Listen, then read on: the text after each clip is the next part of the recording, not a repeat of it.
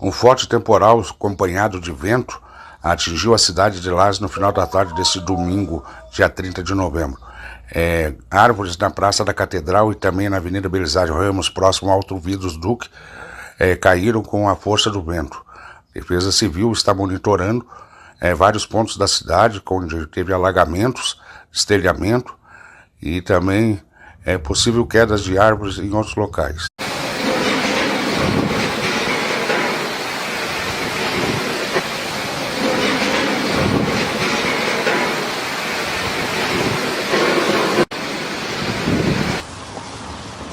Pô, caiu tudo ali no Matendal, tava no Matendal, estelhou tudo no Matendal lá.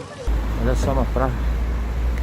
Pedaço de escrito aqui que é essa. Uma placa, o que é?